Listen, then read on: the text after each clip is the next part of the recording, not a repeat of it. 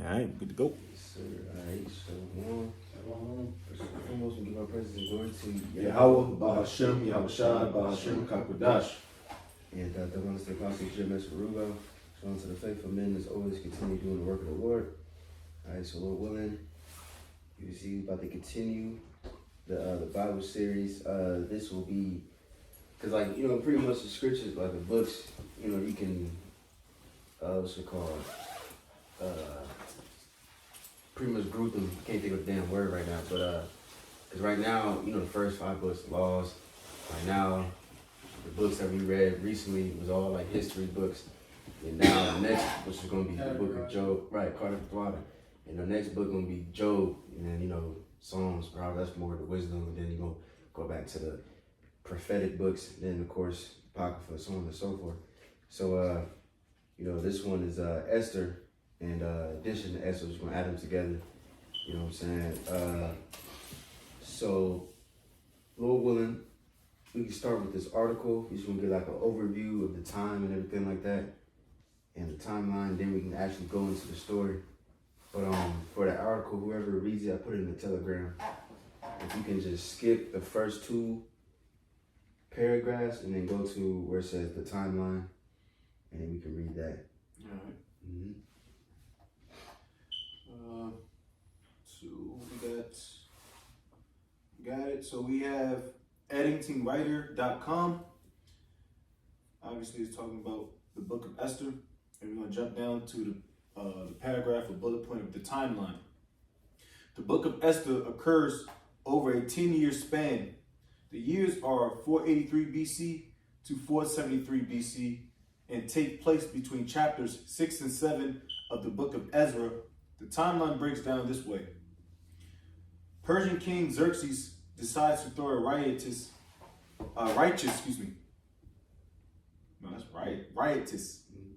drinking party in the 3rd year of his reign. All right, I believe that's Esther 1 and 3, which is 483 BC. Your Bible may refer to the king of Asherus. Queen Vashti rebels against the king and is banished.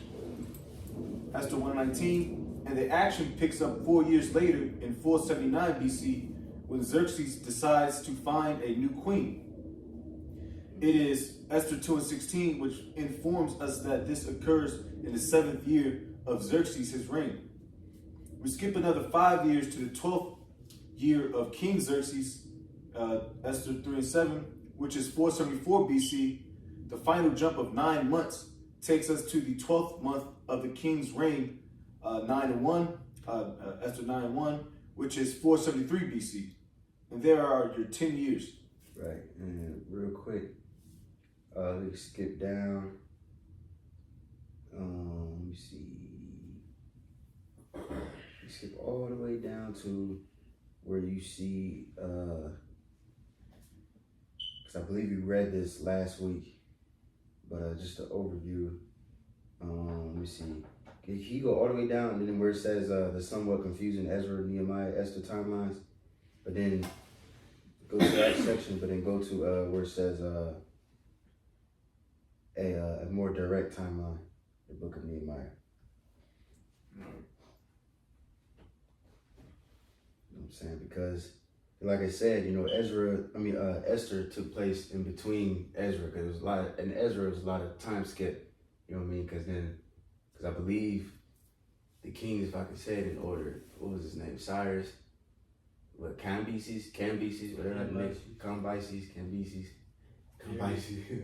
Alright, and then who was it? Xerxes, right? Darius first, then Xerxes, Artaxerxes. Cause you remember, if you watch the movie 300, the second one, it goes into that a little bit. How Xerxes witnessed the death of Darius, and then he got into power and all that. What's the second one called? 300 Rise of something. I think it taps into that history. Mm-hmm. Oh yeah, because Xerxes was number 1, the 300, the first one. Yeah, right. But it goes, it's a prequel, you know. Oh, yeah. Or no, I don't want to say it's a prequel, but it taps into like some of the start of why Xerxes went on that conquest to attack Greece and all that. Mm-hmm. You got it. So I got a more direct timeline. The book of Nehemiah, on the other hand, is much more direct and not confusing at all. Following report of things going badly in Jerusalem, Nehemiah, the Persian king Artaxerxes' cupbearer, travels to Israel in 444 BC and remains there until 432 BC. The book of Nehemiah is a first-person account of the circumstances surrounding his return. And what of the book of Esther? Its circumstances occur between 483 and 473 BC, which places it in the 57-year interim between the end of Ezra 6 and the beginning of Ezra 7. In other words, the events of the book of Esther occurred before the latter part of the book of Ezra and before all of Nehemiah, though in the Bible, Esther comes after these two books. Or put another way, Esther herself was much older than Ezra and Nehemiah. Right. Let me see. You could stop there. But yeah, so just to get the little timeline. Alright. Now, Lord willing, now we can go jump into the actual scriptures. Just to get the we ain't gonna read everything, of course. We're gonna skip around, but we can just start with Esther 1 and 1. I got it. Esther 1 and 1, it reads, since now it came to pass in the days of Ahasuerus. Xerxes, in other words, you know what I'm saying? Like we just read in the article, but you got it. Yeah, you read in the AMP, it clarifies that. It reads, it says, which reigned from India even unto Ethiopia over 107 provinces. That in those days, when the king Ahasuerus sat on the throne of his kingdom, which was in Shushan, the palace, in the third year of this reign, he made a feast unto all his princes and his servants. Real quick. Real quick, hold on. Let me get the addition to Esther real quick. Slovakia. Okay. Never mind. You got it. Connor, did you want to show the area where he was on the map or something? Yeah, can you do that? Real quick. Pretty much in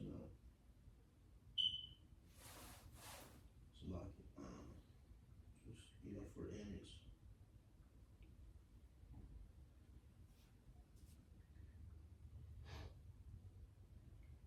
Cause I believe Shushan is Susa today, or something like that, if I'm not mistaken. I'll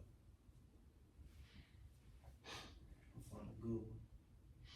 As a matter of fact, too, while you getting that, can somebody get on hold the additions to Esther 11 and 2? All right.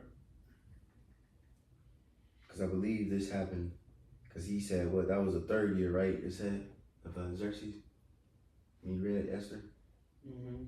Right, and so before that, if you read the additions to Esther, Mordecai, he had a vision before that on the second year of Xerxes, so that happened before that. And I just want to read that, just for sure what what's it called, the beef he had between him and Haman. What you call for in additions for Esther? 11, you can start at 2. So that's pretty much the region, or the region that, Xerxes ran over in that day, and like it here as it goes, Shushan, near the Persian Gulf, so you get an idea when it's at, in the time, during that time, then what you got up here, Asia Minor, so you could kind of get an idea of what's going on, going, stretching west, further into Asia,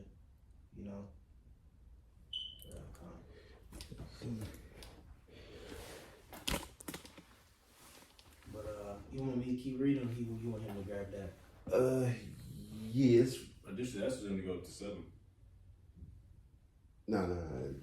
It should start with 10, then 11, 12, 13. You usually go to Esther, the book of Esther. Yeah, additions of Esther.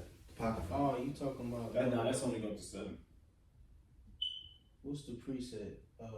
11 and 2 editions. You getting the Apocrypha? Yeah. Yeah, it should be. No, that's only 7 it, chapters. it continues. It says 1, 2, 3, but it continues. With Oh, I don't have that on this type of app. Yeah. Oh, I don't have that app then. Oh, damn. Oh, it's a lot. Okay. Oh, you good. So it would be what, 1? So it'll be I got you. okay. It's editions of Esther 1. It says then Mordecai said, the Most High have done these things, for I remember a dream which I saw concerning these matters, and nothing thereof have failed. Is that what you wanted? Nah. How did y'all? So you got Esther, which goes up to 10, right? And then editions of Esther continues 1, 2, 3, 4, 5, 6, 7. Oh shit, my shit different. I just read it because this shit, mine start with like additions to Esther, then it'd be like 10, 11 to all the way Right. to. Oh, okay. So it's a lot, I guess. Bible, different Bible. What's it called? Applications. Yeah, that's it. Cons. So yeah, so it's 10 in the Old Testament, then in the Apocrypha it'll start at 11, 12, 13, 14, 15, 16, 17. But you know how, like you said, the applications they just got it 1, 2, 3, Right. 4, 5, 6, 7.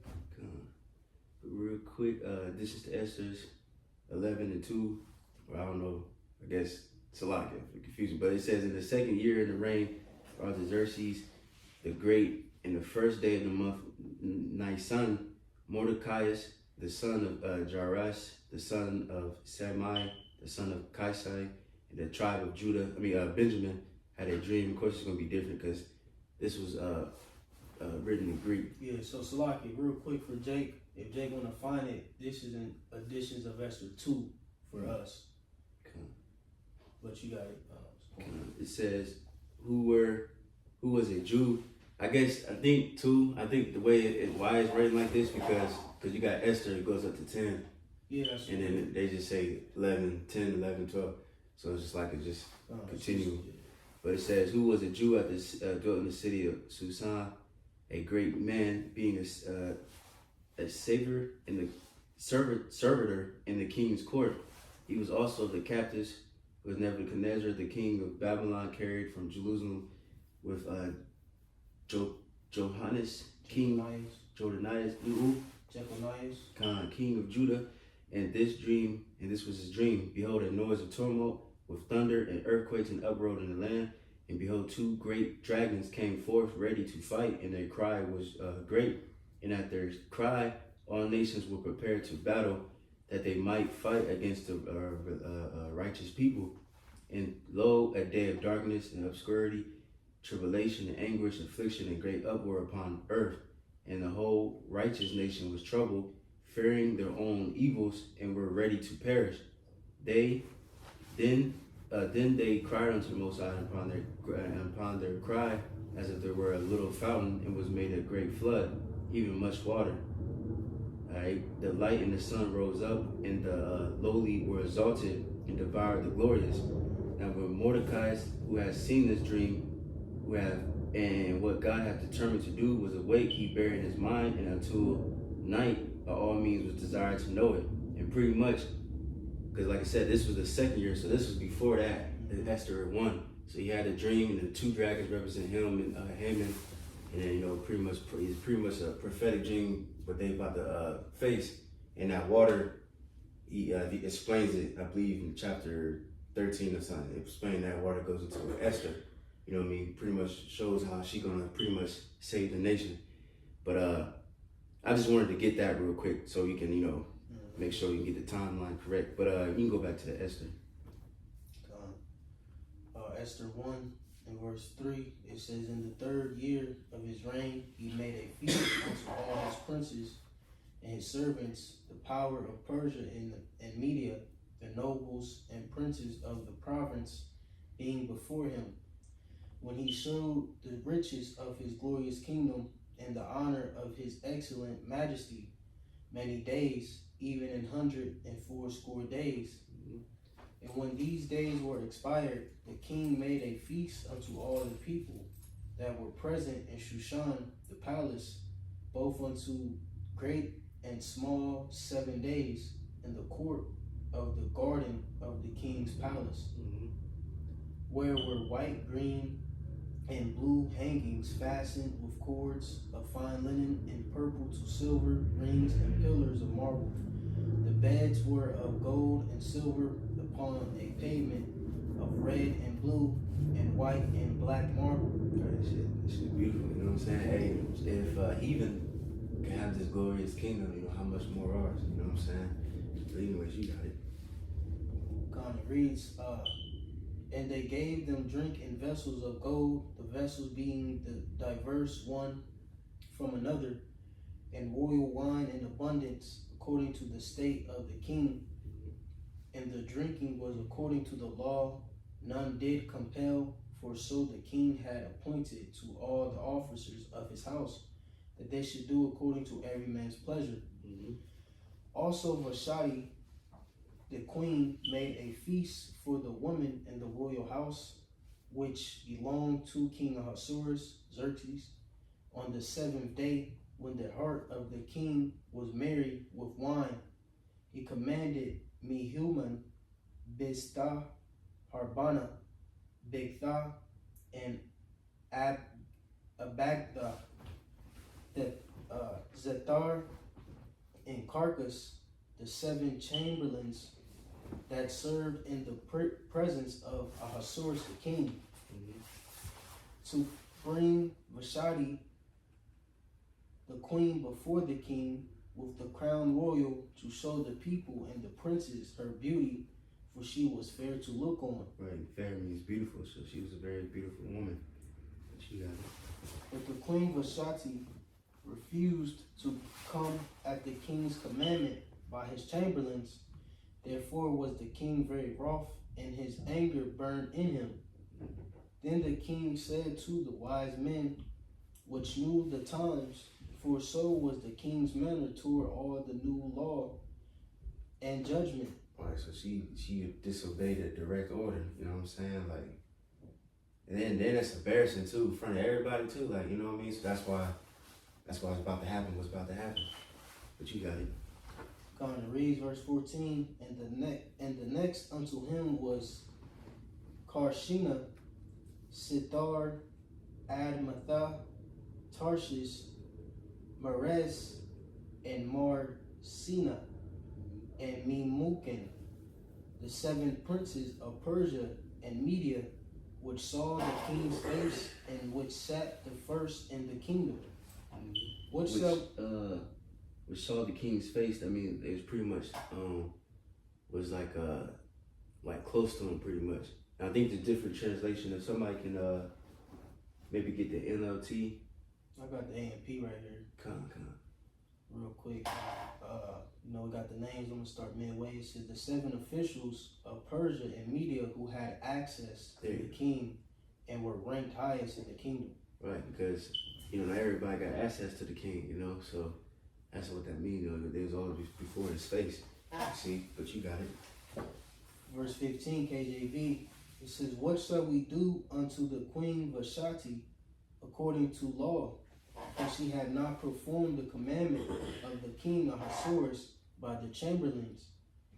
And Memucan answered before the king and the princes, "Vashti the queen have not done wrong to the king only, but also to all the princes," or Slaki, to all the princes, and to all the people that are in the provinces of the king Ahasuerus. For this deed of the queen shall come abroad unto all women, so that they shall despise their husbands in their eyes, when it shall be reported, the king Ahasuerus commanded Vashti the queen to be brought in before him, but she came not. Likewise shall the ladies of Persia and Media say this day unto all the king's princes, which have heard of the deed of the queen. Thus shall there arise too much contempt and wrath. Right, real quick, can we get as the servants, show us the office, kings, or, yeah, Because if the king own wife won't listen to him, then how much more the rest of the nation? Kind of, if I can add it, that like remind me like of today's time.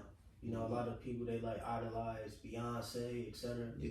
But that's because what Edom hasn't put a halt on the actions of women in this day and age, and they go after Cardi B's, Beyonce, Nicki Minaj's, and act accordingly because they feel that if this woman who's in power can do something of that degree, then I can, But back then in the ancient world, they weren't having that shit.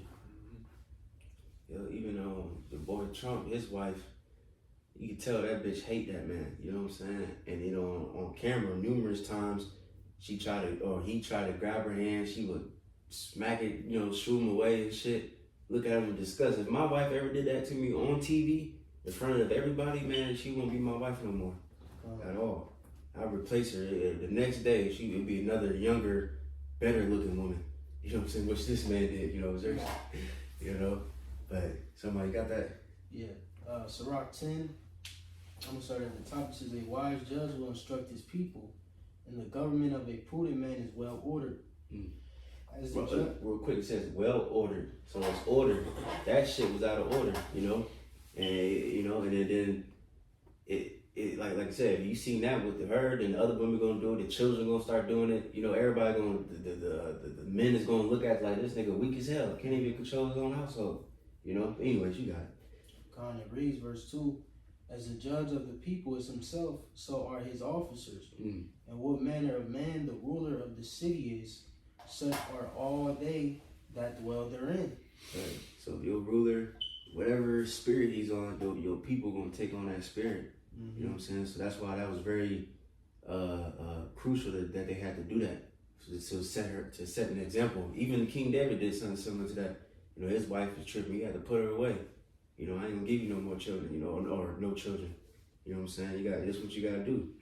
Because if you don't put a woman in her place, then she gonna take an inch and she gonna take a mile, man. Like real talk. Facts. You know what I'm saying? That's why if you dealing with a woman, you gotta set up a standard. You gotta have certain standards and certain boundaries that she cannot cross. And if you allow her to do that, even if it's small, she gonna go crazy. And get all disrespectful, and so fuck all that. But anyways, you got it. We jump back or keep going? Oh yeah, Esther, yeah. Gone. Back in Esther, the first chapter, in the 19th verse, or Salakia, 19, it reads, if it please the king, let there go a royal commandment from him, and let it be written among the laws of the Persians and the Medes, that it be not altered, that Vashti come no more before King Ahasuerus, and let the king give her royal estate unto another that is better than she. And real quick, if I can just add, I know I'm saying Ahasuerus, but if you go to dictionary, for Ahasuerus and the BLB, it goes into just being a chief. Like I said, just a common biblical name or title. But if you go to Easton's Bible Dictionary, just real quick for the viewers, it says there are 3 kings designated by this name in Scripture: the father of Darius the Mede, mentioned in Daniel 9. This was probably Cyaxares, known by the name in profane history, the king of Media and the conqueror of Nineveh. This is the king mentioned in Ezra 4 and 6, probably the Cambyses, like we went over last week, of profane history, the son of and the successor of Cyrus, and the son of Darius Hystaspes, the king named in the book of Esther. He ruled over the kingdom, Persia, Media, and Babylon, from India and Ethiopia. This was in all probably the Xerxes of profane history, who succeeded his father Darius, 485 BC. Just for reference. So jumping back, it says midway in the verse, it says that Vashti come no more before King Ahasuerus. Let the king give her royal estate unto another that is better than she. And when the king's decree which he shall make shall be published throughout all his empire, for it is great, all the wives shall give to their husbands honor, both to great and small. Beautiful. That's your power, like great and small. And it says in A&P, all women will give honor to their husbands, from the great to the insignificant. So even the lowest, regularized, civilian at that time, like had honor amongst his family tree, in his household. And that's how things should be ran. But here it is in Babylon the Great, that's contrary.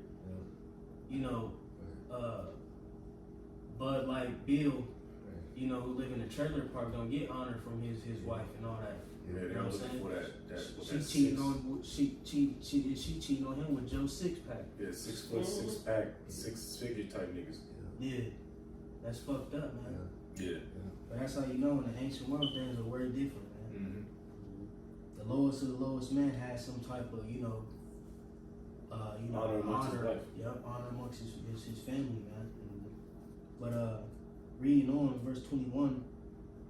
And the same pleased the king and the princes, and the king did according to the word of Memucan, for he sent letters into all the king's provinces, and to every province according to the writing thereof, and to every people after their language, that every man should bear rule in his own house, and that it should be published according to the language of the people. So like of every people. Yeah, right, real quick, can we get Genesis 3:16? I'm saying, then after that, we can go back to Esther 2. We might be skipping around a little bit. Genesis chapter 3, verse 16. And I will put in verse 16. Unto the woman he said, I will greatly multiply thy sorrow and thy conception. In sorrow thou shalt bring forth children, and thy desire shall be to thy husband, and he shall rule over thee. Right, you know what I'm saying? In other translations, it would say, you desire to rule over your husband, but it says your husband's going to rule over you. And that's what you see, she going to do any and every little thing to overpower you. That's why you got to remember the scriptures. And you got to rule over her, you know what I'm saying? And if not, then look at America. This is what you get. It's Isaiah 3:12. As for my people, children are their oppressors, and women rule over them. O my people, they which lead thee cause thee to err and destroy the way of thy past. That's modern today's women right now. They don't want to be ruled. That's why I don't want to go into it, but that's what they find. They find it's so that women are so vain and shallow that they rather hear different words than submission or subjection. So we got to soften up the words, which all the words are synonymous with subjection, but then we need to find padded words, to make them feel better. Right. I won't submit to you, but I will be under your rule. Bitch, that's what the word means. You know what I mean? We got to butter them up. Right. So in them days, man, it's going to get crazy out here, man. Yeah. A quick one. Jeremiah 31:22, it says, How long wilt thou go about, O thou backsliding daughter? For Yahweh hath created a new thing in the earth, a woman shall compass a man. Just like you said, pertaining to this day and age. You know what I'm saying? And that's how you know, man, the scriptures are true, bro. Because look. This literally is being shown forth in our face. But through the Spirit, who was ultimately the show the power of the Lord, and how things aren't supposed to be ran and governed in the earth, man, because it is just out of order. The Lord is about to turn everything right side up, in due time. And one of the ways he's going to do that is via, like brothers may mention, Jacob's trouble, putting things back in order. Everybody going to be in their respective lot and position on the earth, man. But that was it. And then we go to Esther 2. You can just read down to maybe like verse 17. Want me to read? Yeah. It's Esther 2. At the top it reads, KJV, After these things, when the wrath of King Ahasuerus was appeased, he remembered Vashti and what she had done and what was decreed against her. Then said the king's servants that ministered unto him, Let there be fair young virgins sought for the king, and let Right, fair young virgins. Yeah, Sought and for the king. Yeah, and if you look it up too, you know, even a Google, on a Google, simple Google joint, they would say Esther was like probably around 16. You know what I'm saying? So, you know, young, fair, beautiful. You know what I'm saying? That's just that's cause she's bearable age. You see, and most importantly, virgin. You know, but you got it. I'm just writing these notes. It reads, verses 3, and let the king appoint officers in all the province of his kingdom, that they may gather together all the fair young virgins unto Shushan the palace. This is fire, bro. To the house of the woman, unto the custody of Heg, the king's chamberlain, keeper of the woman, and let their things for purification be given them. Right, the king's chamberlain, you know, he pretty much was like an like an officer. You know what I'm saying? He was taking care of the treasury, took care of the household. You know, the women, obviously, you know, things like that. You know what I'm saying? So Keeping things in order. right, because you think about it, you a king. You know what I mean? You probably got so many wives and children. You ain't gonna be thinking about all that. You can't be doing all that shit all day long. You know what I'm saying? You gotta have, you know, order and have these people over these people, things like that. Point though, because he's still, as him being the king, he's still in charge of the military, the army. Yeah. So he got a lot of stuff going on. Yeah, it's order, bro. It's ancient order. And this goes to show you, man, like, just think about us in our kingdom. We're gonna have chamberlains. You know what I'm talking about? Like, be a, you know, fucking, you know, whatever child, you know, tall like him, like, he going, you know, out of each tribe, you know, or each nation. Right. You know, you got Chamberlain out of Ham, Chamberlain out of Elam, Chamberlain out of Moab. You know, you know what I'm talking about? Y'all, you know what I'm saying? The most highest ranking Hamite in your kingdom. Exactly. Or your palace, so to speak. And it's beautiful because he said what all the women from all these different provinces and stuff. So think about it, you have all kinds of shapes and sizes and different languages, different accents. Man, shit. Hey, bro, that's why, like, the elders and, you know, apostles on down, you know, tell brothers for years, like, hey, man, we gonna have our pick of the litter here soon. You know, so all the Waymen who done, you know, who done shitted on you, you know, you know, shunned at you, talk shit about you. Even now, to this day, you got women who call us grapists and all that, following after these wicked leaders. Hey, bro, we gonna have the pick of the litter here soon, bro. It's gonna be like tryouts, like American Idol. Yeah, exactly, bro. But continuing, it says, verse 3, and let the king appoint officers in the province of his kingdom, that they may gather together all the young virgins unto Shushan the palace, to the house of the woman, unto the custody of Hegs, the king's chamberlain, keeper of the woman, and let their things for purification be given them. Soaking in them oils, frankincense, myrrh. It was steps to this thing. Like, you wasn't just, you know, nah, bro. You need to, you know, whatever. You got learn how to be my wife. You know what I'm saying? You gotta be clean, pure. It's just order, bro. Yeah, just like off that what was that Mulan? Remember in the beginning, they was teaching her how to be a wife. Yeah, but she wanted to be like a samurai and shit. Yeah, cause her father and shit was injured. She tried to get in his place, but she was all fucking it up and shit, and she was being all disobedient. And real quick, you notice that too. A lot of like movies, obviously American movies for sure, but also foreign movies like Asian movies and shows and shit like that. You know, a lot of it shows like the power of the woman, and it's like a lot of it be like ancient shit. It be taking place in the ancient time too, and they be showing the woman like always, like the father, hey, you about to marry this dude. She like, oh no, I can do whatever I want, and I'm not your pawn. I'm not a freaking pawn, and fuck you. And then she just disobedient little bitch. You know what I mean? 50s no more. Yeah, like, and then nothing happens to this bitch. Right. Like, hell no. But Like, you are. right. You worth 17 cows. Yeah. You worth 17. Yeah. Yeah. You know, hey Yeah. man, we here in GMS, we not like these other groups, man. We gonna Right. tell it what it is, bro. Yeah. You know, because ultimately it's all business, it's order, Mhm. it's Mhm. structure. You know, it's legacy. You know, it ain't just feelings, and you know what I'm saying. Mhm. It's bigger than that, man. And that's a problem with today's, you know, family trees, so on and so forth. They don't understand legacy. They don't understand, you know, generational. You know what I'm saying, uprightness. You know what I'm saying, and order, bro. They just feelings and you know, I don't like he ugly. Yeah, it ain't about that. Right. You know, His shoes are it's about dirty. reputation, man. Right. These people don't know nothing about duty. You know what I'm saying? Because let me look up that word real quick. Let me see if I can.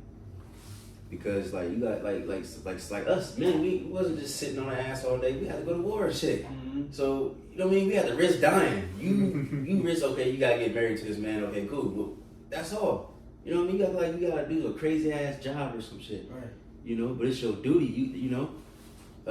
It says duty online etymology says service that which ought to be done, the force that which is morally right, proper, just, so on and so forth. But yeah, but in America there is no duty. It's just everybody just do whatever the fuck you want, you know. But them days is coming to an end. Oh yeah. But you got it.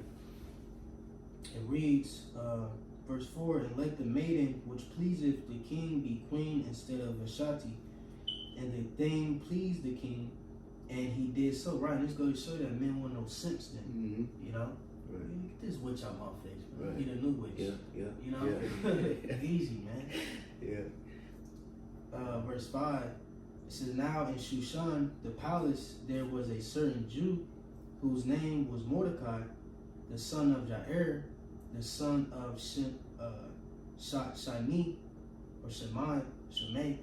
It says the son of Kish, a Benjamite, Mm-hmm. who had been carried away from Jerusalem with the captivity which had been carried away with Jeconiah, king of Judah, whom Nebuchadnezzar, the king of Babylon, had carried away. Mm-hmm. And he brought, and I just go to show you, like in reference, Jeconiah, because you know, the brothers going into it, the three different, you know, besieging periods, you know, when, you know, certain of the Jews are getting exiled, you know, and doing them different time periods, you know. So, you know, he was in particular doing that the time when Jeconiah was made king after his father, Jehoiakim, you know. Verse 7, it says, and he brought up Hadassah, that is Esther, his uncle's daughter, for she had neither father nor mother, and the maid was fair and beautiful, whom Mordecai, when her father and mother were dead, took for his own daughter. Mm-hmm. Right, so of course that's the two main Israelites that's in this story, you know, very important, you know, so that's why I don't know why, but it's just like, when I read the scriptures and then like, it says the name of the whoever's in that story, like introduces them and stuff, I don't know, it's like a beautiful thing, like it's like a movie, or a script, you know, like a movie that be showing what happens and shit, and then it goes to the scene with the main characters, and you know what I'm saying, if you know what I'm saying. Mm-hmm. But anyways, you got it. Khan and what Esther means star, right? Yep. And Hadassah is like myrtle, which is like I think like a flower, like a type of flower. That's a beautiful name. It's like an aromatic. Real quick, you look at The mortar tree? myrtle. It says an evergreen shrub, which has glossy aromatic foliage and white flowers, followed by purple, black, and oval berries. Mm. That's the thought. Hadassah? You got the Hebrew? Hadassah. Oh yeah, I just said it in the. So what it would be? Hadassah. Chadasa, because it's a Chadasa ha. Chadasa. Real quick, if, I'm gonna try to look this plan up. If you don't mind. You up on the thing? Come on. Yeah, that's your mom, bro. And all these names, they mean something. Yeah. As it's not just you. Oh, I'm gonna name my son Pookie. Fuck this Pookie What mean. that mean? Yeah, Joquisha. Yeah, straight up. They add the father's name in that. Yeah, yeah. So that's what it looked like. That's beautiful. Mm-hmm. Look at Esau down there. That's nice. They smack. Yeah, that's nice. It'll go closer. That's even more beautiful. Boy, yeah. Yeah. And it looked like a star. If you Well, yeah. yeah, if you can, you know what I mean? Because I heard her Esther. Yeah, that's her. That was her slave name, though. Yeah, well, yeah, that's yeah. Wait, that's the part, bro. Damn. It's so many like different trees and stuff out there. They just don't even know about, bro. Yeah. But continuing on, verses 8, KJV. So it came to pass when the king's commandment and his decree was heard, and when many maidens were gathered together unto Shushan the palace, to the custody of Hegah, that Esther was brought also into the king's house to the custody of Hegah, keeper of the woman. So I'm thinking of I don't know if Jake's seen that. What's that movie? Damn. Emperor's New Groove. Yeah. Remember that scene where all them women and God lined up? He was choosing like, no, he was a little mo or something. He's like, no. But it was a line of sexy ass women. You know what I'm saying? He could have chose anyone he want, or he could be like, hey, I want all of you. You know what I'm saying? So just picture that. Just imagine all kind of women just lining up, walking into the, you know what I mean? He just king off. You know what I'm saying? Fly all gold and shit. You can just choose whatever the fuck you want. You know what I'm saying? They feet and shit. Yeah. Probably, yeah, because you probably got, you got your what's it called, your preference. You might like shorter girls, you might like taller girls, whatever you like, you know what I'm saying? It's crazy, it's beautiful. But you got it. It reads, it says that Esther was brought also into the king's house to the custody of Hegah, keeper of the woman, and the maiden pleased him, and she obtained kindness of him. And he speedily gave her things for purification, with such things as belonged to her, and 7 maidens which were met to be given her. Right, so she had 7 what's it called, servants. You know what I'm saying? So, and you're gonna do that too in the kingdom. All wives and little daughters and shit. You gonna have little servants that you go with you everywhere you go. You know, you see. Hold your dress up or whatever else. Yeah. Well, that was like more like 1800s and all that, but. They show you that even like doing with Esau, like they had different maidens and all that. Doing the Victoria. Do their hair and hold their dress up while they walk, and you know what I'm saying? Fetch them water and tea and whatever they need. Right, so you women out here complaining, bro, y'all don't even know how good y'all about to have it in the kingdom. Yeah. They think they just gonna be oppressed and subject to, they are gonna be subject to us, but they just act like this is just gonna be miserable being a sister wife. Right. Man, you're gonna have maidens and servants and getting your nails done, getting your hair done, and all that, bro. Your hair. Yeah, like real hair, not an Indian's hair. Yeah. Not a horse's tail. Like all that's about to come to you women, bro. That's like, man, you women are so, what they say, short-minded, man. Because it's not in front, because they lack faith. Yeah. That's the biggest thing. Like, I'm about to have all that, bro. Like, You tell a bitch that. yeah. But where is it at now? You know, right. You Yeah. have to be independent. Yeah. Because Esau got in the ear like, nah, you don't need that. Right. Be your own bad bitch. Yeah. So we gonna have our Chamberlain men's, and you can handle this, and that. And I want tikka masala. I want orange chicken. Orange chicken is crazy. Lamb. Whatever, bro. Just speaking through the spirit. You gonna have your little Moabite witch who can do your nails. The Hamite witch who could do the what's the one small braids and shit. Was it box braids? Box braids. Micro braids and shit. Ham Ham good at the hair and shit. Yeah. The braids and shit. My wife, she got your toes and shit done. Come on, man. You got Elam or whoever fucking outside. making garments and shit. They good with making shit with their feet.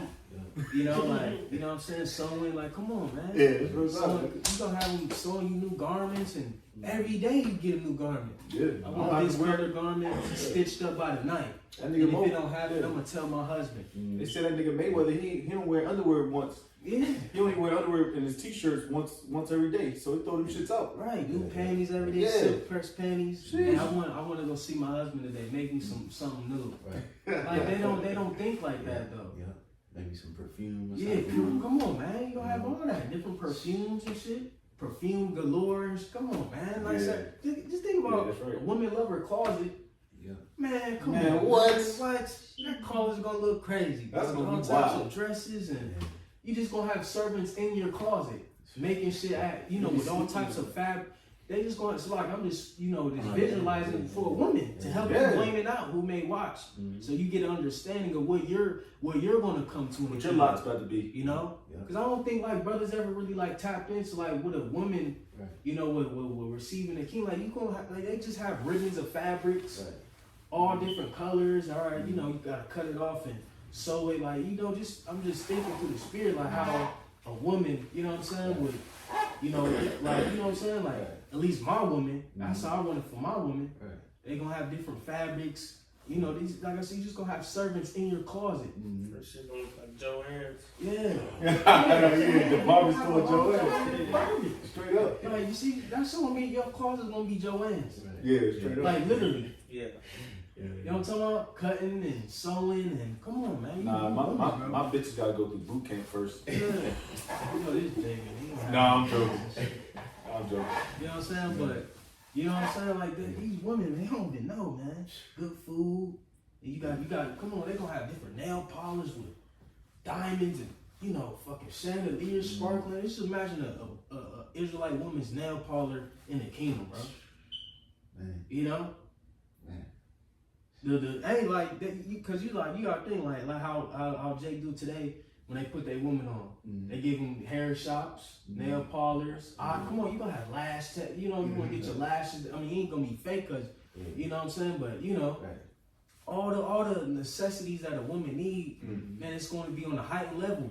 Not you going to fucking Northern Lights Right. with that weak ass outdoor mall getting your shit done with the posters in the window, open signs. No, it's gonna be fucking glorious, man. You gonna have servants everywhere, women servants everywhere for you, man. You know?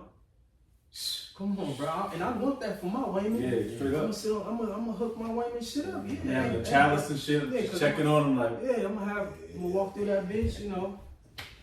Hey, you find anything for me today, honey? I was looking at her for you. She looks very nice. She does, you know, like, yeah. She gonna, different women gonna try to get in favor with her, so you know she could bring them to you. Like, come on, bro. That's right. That's right. Man, hey, bro, our conversation is in heaven, bro. We keep saying that, bro. That's right. That's right. That's how we see things, bro. You got Ham build her parlor up and her Joanne fabric warehouse. You know what I'm talking about? Like with all the different opals and Ooh, I got it. sapphire. Like, come on, man. And our just imagine your building just for you to have servants in the sew and make garments on a fucking day, bro. You know? Can we get that? It said Deuteronomy. It said. It's a lot, you bro. I'm just, you know, Nah, that's kind of amps you up, yeah, man. bro. It's, you I know, got just- precept too, just though, be whatever, so- Greg. Just so I just think about the kingdom, bro. Like how it's gonna be, like, you know. But you gotta push this out there for the women, like, because you know we got women who watch too. They need a spiritual boost as well. But it's like, Can you get that Deuteronomy after you where it says the sole of her feet won't touch the ground? I think it's Deuteronomy 28, I believe. But you can go ahead with yours. I'll find that real quick. Right, because then we have servants picking her up. What's that? I forgot what it's called. Like the little, the little ancient thing. Where it's like a big ass seat. And It's a chariot, pretty much. Yeah, kind of. It's a wheelless chariot. Yeah. But I don't have no niggas around. I ain't gonna. I'm joking. God. But it ain't gonna be like that though. God. Yeah, that's fly. Then on the way y'all getting it. Then on top of that, just to add on to the vision. You gotta have vision. Your woman will have hella children, so then her servants can help her. You know what I'm saying? She wanna go walk around by herself, or go out with you. Maybe go go out on a so-called date with her husband, you know, king, you know, hey, leave kids with them and the servants take care of them, you know, there's so many benefits, Oh yeah. you know. Anybody got that? 28, verse 56. It says, the tender and delicate woman among you, which would not have ventured to set the sole of her foot upon the ground, for delicateness and tenderness, her eyes shall be evil toward the husband of her bosom. That's the curses. Right. But it said what? Her foot won't even touch the ground for delicateness, because a woman's supposed to be delicate. She should be polished, clean, and pretty, smelling good. Mm-hmm. You know what I'm saying? And like I said, her foot won't even touch the ground because they was being carried by servants and you know or things like that. You want to get your feet dirty, shoes. You know what I mean? And that's gonna come back. You know what I'm saying? That's gonna come back in a I don't say the real way. You know what I'm saying? In a real way. Right, smack. You know? But guess what? We ain't gonna be the one serving you. We gonna have servants doing it. You know what I'm saying? Yeah. But you found what you yeah.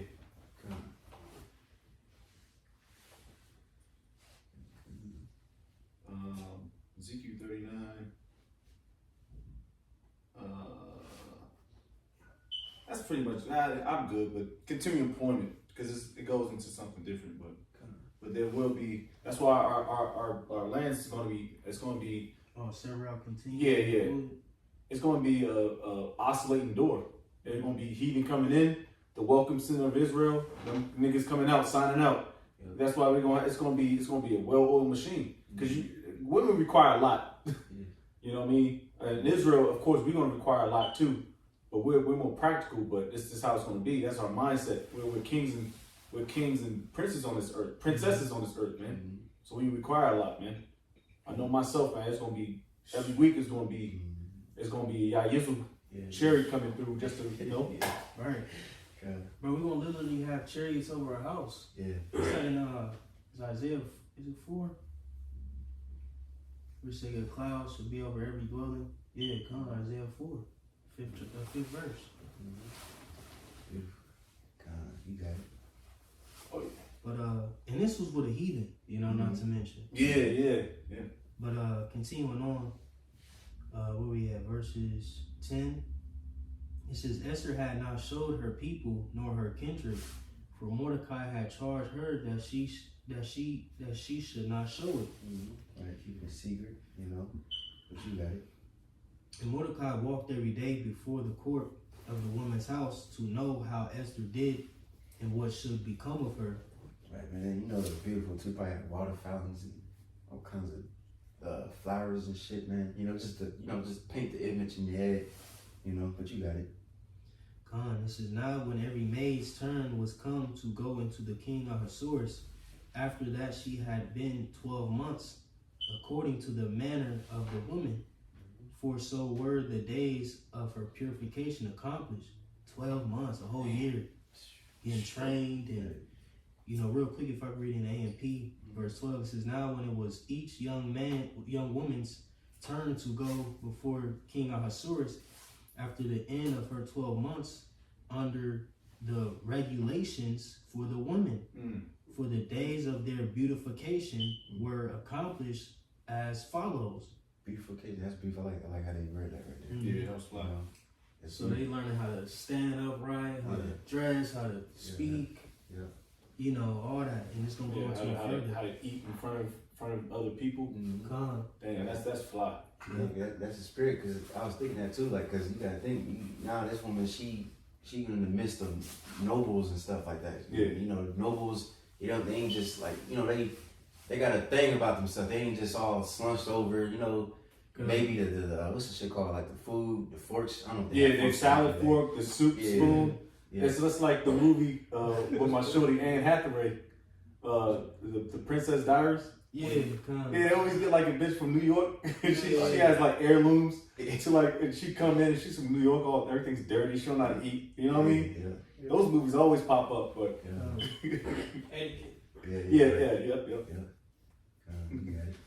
That's what a lot of you niggas in the hood need, man. Some good etiquette and a foot up your ass, man. So I get through the spirit. That's why, like, like me and the brothers in New Orleans was going into that because we had stepped out, Mm-hmm. and the witch tried, and we stepped into the restaurant. Rich said some little goofy shit.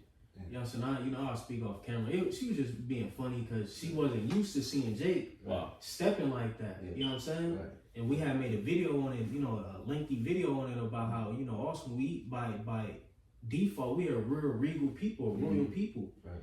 And beginning with us men, like that's why we telling brothers like we gotta move accordingly, man. Like it's about etiquette, it's about how you present yourself. Like we're not these niggas out here, bro. We ain't just niggas out here, off chicken wings and fucking, ranch dressing and shit. Right. Now Jay like all the, all the shit, whatever, but how you moving out here in the world really matters, bro, and it shows, bro. And Jay gotta tap into that ancient spirit, that spirit that we were intended to be, that royal spirit that we were intended to be from the beginning. Of course we ain't gonna be, decked out, like a fucking Christmas tree, none of that. You know what I'm saying? Like, but it's about your mannerisms, your conduct, how people perceive you, and how you present yourself to the world. Like me and little brother had to, do that yesterday. Like he was like, oh yeah, bro. He was like, out the gate, like yeah, oh yeah, I like the, you know what I'm saying? But, you know what I'm saying? That's just, but like, just backing up your point. That's bro. right, and just to make an add to the other point,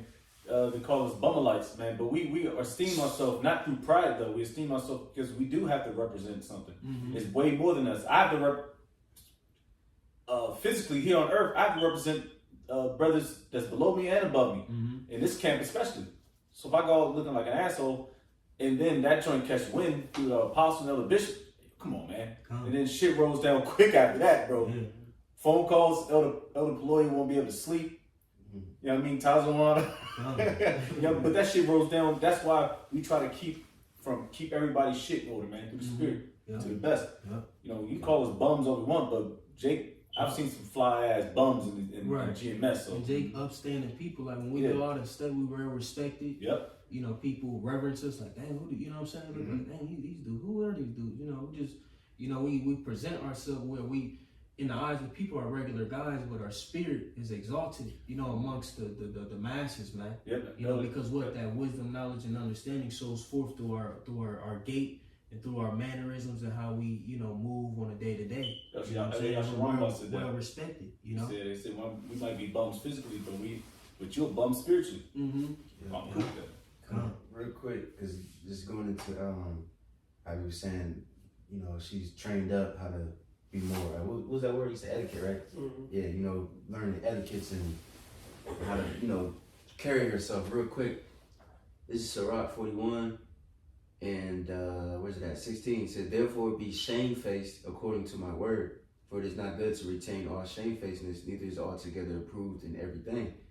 And I'm gonna skip down to 19. But yeah, we gotta be shamed. That's what the scripture teaches. The scripture teaches us manners and order, things like that. We ain't just we so-called niggas, as you can say, but we ain't niggas. You know what I'm saying? That makes sense. All right. And then we go to 19. It says, "And of a thief," it's just giving a list of what to be shamefaced of. It says, and right now you see Jake is the opposite. 2/3 of Israel, they shameless. They don't give a fuck. They show their ass literally, and they animals. But 19 says, "And of a thief in regard of the place where thou sojournest, and in regard of the truth of the Most High and his covenant, and to lean with thine elbow upon the meat, and of his scoring to give and take." Right? So we even supposed to be leaning your elbows on the table and shit when you eat. You're supposed to be, sit upright at least, not have all your shit all over the table. That's not etiquette, you know what I'm saying? But and I'm gonna go to 24 just to finish it off. It says, "So shalt thou be truly shamefaced and find favor before all men." And there's other scriptures too. It says, "Don't be the first one to grab food." That's in the Sirach. Yeah, man. 38. It go into like the manners of hosting. You know what I'm saying? Like you know what I'm saying? Hosting people, like that's in Sirach somewhere. You know what I'm saying? Come on, bro. Damn, that's fly nickel stuff right there, man. Yeah. And you can credit that through the head tribe of Judah, because they really exuded. If you're in your right state of mind, Judah, man, come on, man, ain't nothing stopping that. You know what I mean? Yeah, come on, that's real talk, though. That's why Judah has to be the so-called leader of the 12 tribes. Right now you got motherfuckers acting like off of White Chicks when the nigga Terry Crews took out, you know, Marlon Wayne. When she was eating this shit, she unbelting her belt buckle and all that shit. Yeah, bro, like, nah, bro. Yeah. And then people really like, you know what I'm saying? Mm-hmm. Like, man, I was out with a witch. You know what I'm saying? And, you know, this is little shit. Mm-hmm. And this meat, I don't use chopsticks and shit. But I'm like, witch, learn how to use these chopsticks. Like, what the fuck is your problem? Like, you embarrassing me, bro. You know what I'm talking about? Yeah. I don't use these shits, but I got the mechanism, like, man, just grab it. You know what I'm talking about? Like, you know? But, you know, so that's a little shit. Like, you know, the witch ain't, she wasn't like acting like that, but it's like you said, it's etiquette, you know, knowing how to present yourself as a regal people. You know what I'm saying? In the midst of captivity, man. I got that real quick. We can read this and then go back to that. Sirach, the one you quoted, Sirach 31. Yeah. I'm gonna start up at 12.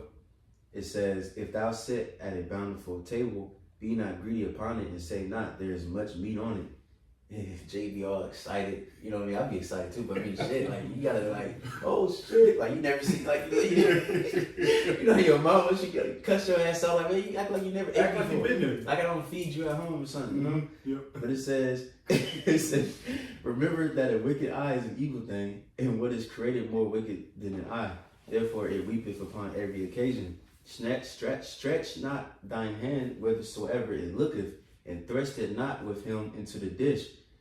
Judge not thyself by that. So like, judge not thy neighbor by thyself, and be discreet every point. You know, just stay on point. You know, eat as it becometh a man, so don't overeat. Those things which are set before thee, and devour note, lest thou be hated. Leave off first for manners' sake, and be not unsanctionable, lest thou offend. When it can 3-4 plates and shit. Right. To go play. I mean, you know what I'm saying? Like, you know, we know how things go now. Like, you know what I'm saying? So they know how to operate and move around, you know, with their fam. Because that's just the norm. That they just niggas anyway. That's, you know, what they know. But, you know what I'm saying? Like, you know, we in the right setting. Like, you know what I'm saying? We ain't just, you know, like, you know, when Jay go to steakhouses and shit, like, we, you know what I'm talking about? Very proper and shit. You know what I'm saying? Like, whatever, you know? Come on. It says, try to clean up behind yourself, you know what I'm saying? Stack your dishes up, you know what I'm saying? Make it easier for the server, you know, whatever. And leave a tip. Yeah. Where we at? Damn, I looked at it. 102. Hour 2. Damn. All right. Let me breeze through this. All right. We talking about the woman. Right. Hey, you know, that tells you Jake is passionate because they are glorious. That's what the Corinthians says. It says, "When thou sittest among money, reach not thy hand out first of all. A very little is sufficient for a man well nurtured, and he fetcheth not his wind short upon his bed." And I can stop there too. And then you can add, we don't gotta get it, but it's in Corinthians. It says if you go to like a feast or something like that, and you're really hungry, he said eat something, like eat like a snack or something. That's the spirit. I was about to say that just really quick, because you know when you go to the main joint in Chicago or something.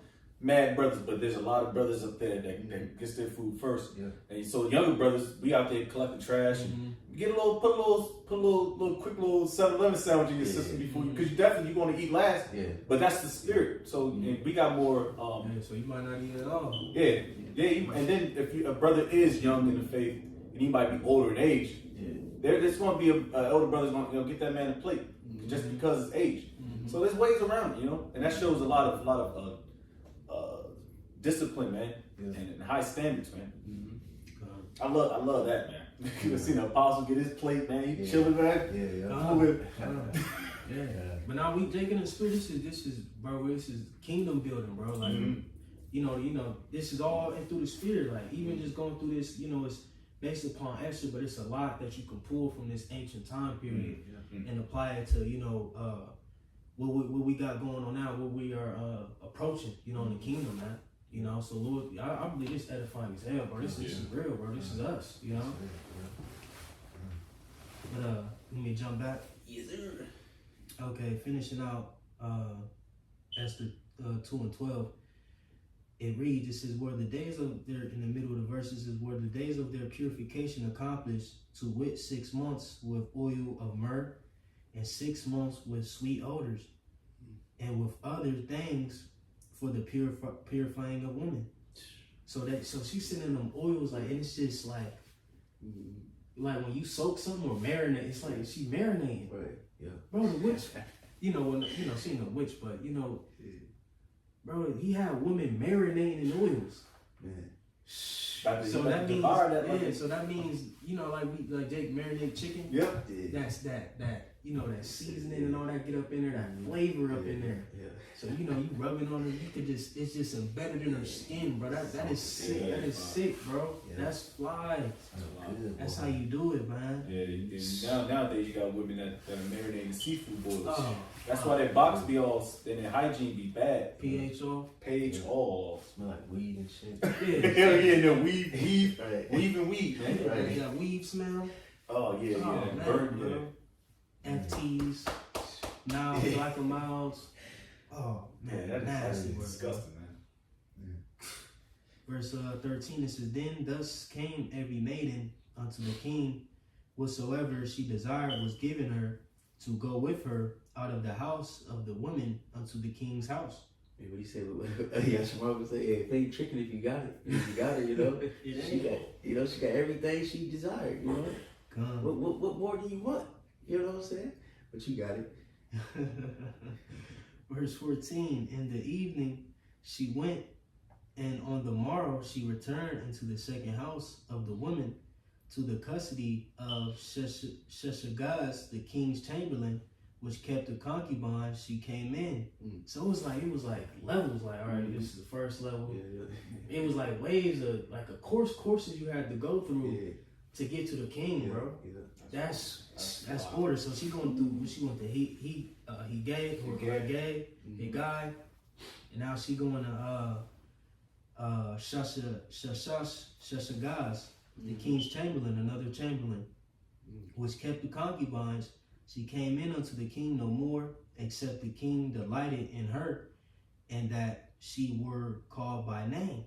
Right. So that's another order right there. Now the woman just gets all in your face and like, God, sometimes you want to be around your woman, but sometimes it's like, oh my goodness, like go away for a minute. You know what I'm saying? But with her, she couldn't approach him unless she was summoned. You know what I'm saying? Now try to do that. You know what I mean? These women ain't gonna give a fuck. She gonna try to get in your phone and shit. Like, man, it's just all that shit evil, man. But you got it. It says, now when the turn of Esther, the daughter of Abihail, the uncle of Mordecai, who had taken her for his daughter, was come to go in unto the king, she required nothing but what Hegai, the king's chamberlain, the keeper of the woman, appointed. And Esther obtained favor in the sight of all them that looked upon her. So Esther was taken unto King Ahasuerus into his house royal in the 10th month, which is in the month Tebeth, in the 7th year of his reign. So it's a time skip because I think it started with like third year? Third year. Now it's 7th, So it's a whole process, It says, the king loved Esther above all the women, and she obtained grace and favor in his sight more than all the virgins, so that he set the royal crown upon her and made her queen instead of Ashati. Right, because they ain't nothing like Jake, period. You know what I'm saying? And she was better than all them women, you see. But you got it. It says, then the king. I'm my fault. We can. Let me see. Matter of fact. Okay, yeah. So let's just finish this out, and then kind of. I was gonna skip it, but never mind. You got it. So then the king made a great feast unto all his princes and his servants, even Esther's feast. And he made a release to the provinces and gave gifts according to the state of the king. And when the virgins were gathered together the second time, then Mordecai sat in the king's gate. Esther had not yet showed her kindred nor her people, as Mordecai had charged her. For Esther did the commandment of Mordecai, like as when she was brought up with him. In those days, while Mordecai sat in the king's gate, two of the king's chamberlains, Bigthan and Teresh, of those which kept the door were wroth and sought to lay hand on the king Ahasuerus. And the thing was known to Mordecai, who told it unto Esther the queen.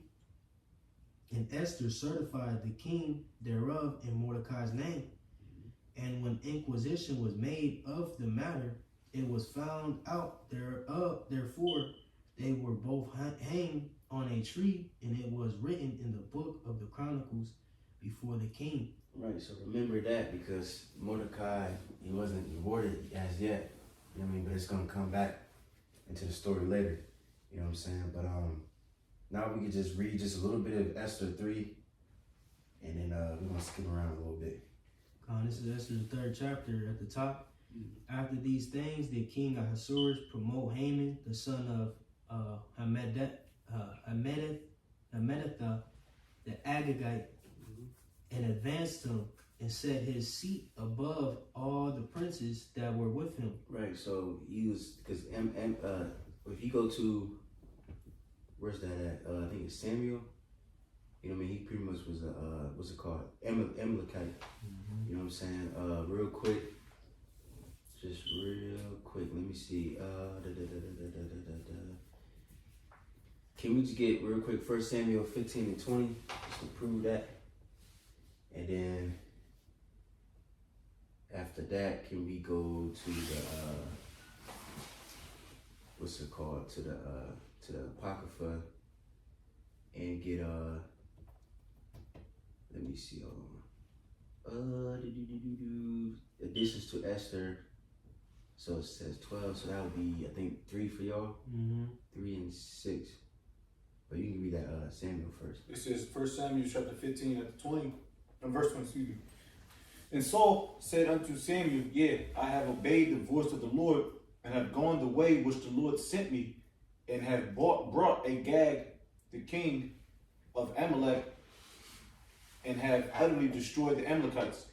Right, so he came from that line, you know what I'm saying? So Amalek, you know what I mean, which is the so-called, you know who's today. All right, Edom. And it's my fault. I meant to say additions to Esther. What did I say? 12. So that'll be. It's 3. I got it. Con. That's 6. Oh, okay, I see what you're saying. But that's one with the Macedonian. Huh? Is that the one with the Macedonian? It says called the Macedonian. Well, it said, howbeit Ammon, the son of Amadathas, the Agite, who was in great honor with the king. Yeah, my fault. Can you get this is the Esther 16 and 10, so 16 so would be 7 kind of. Yeah. This is additions to Esther 7 or 16. Verse 10, it says, For Ammon, a Macedonian, the son of Amadathah, being indeed a stranger from the Persian blood and far distant from our goodness, and as a stranger received of us. Right, so he wasn't a Persian, he was an Edomite. And then Macedonian, that's from what's his name, boy, Alexander the Great. You know what I'm saying? That shows you too that they're Edomites. That's that they come from the line of Edom, you know, Alexander. Yeah. See? And if you go into ChatGPT, I tried to go into that information. They try to shun away from Esau traveling up in the lands, you know. Of course, you know, it's Esau, the AI and all that, but yeah, you know, this biblically, we know that Esau was, you know, in the land. What was that, 1 Samuel 1 and 15? 15, 20? It was 15 and 20? Yeah. And then we got additions, 7 and 10. You got it.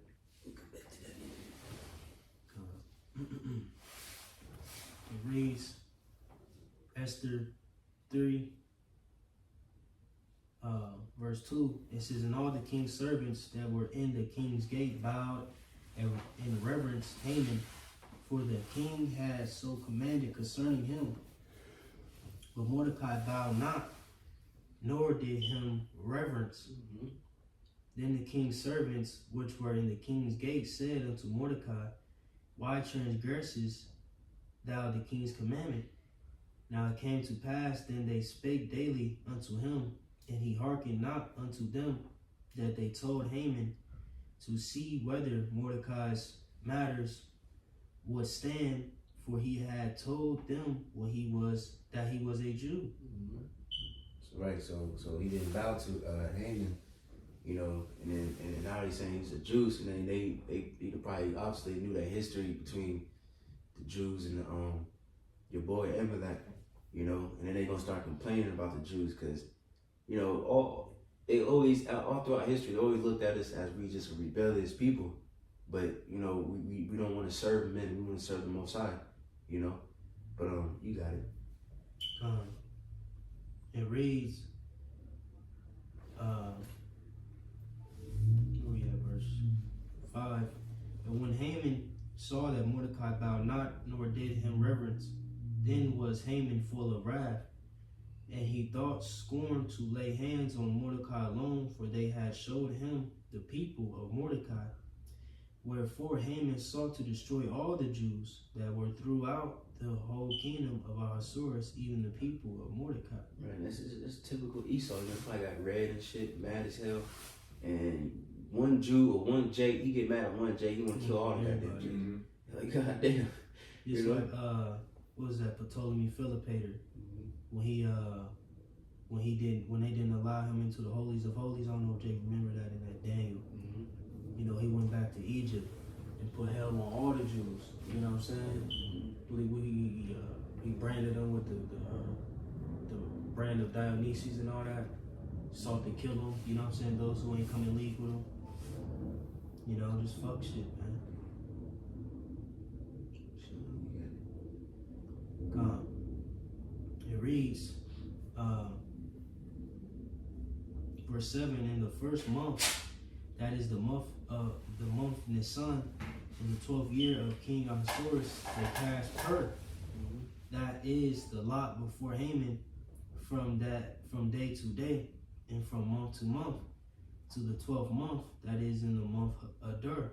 Right, and that's, you know, that's where you get the Pur means lot, you know what I mean? That's where you get the word Purim, you know, and you know, Lil Will is gonna explain it again later, but you know, just keep that in mind. But you got it. It reads, and Haman said unto King Ahasuerus, there is a certain people scattered abroad and dispersed among the people in all the provinces of thy kingdom, and their laws are diverse from all people, neither keep they the king's laws. Therefore it is not for the king's profit to suffer them.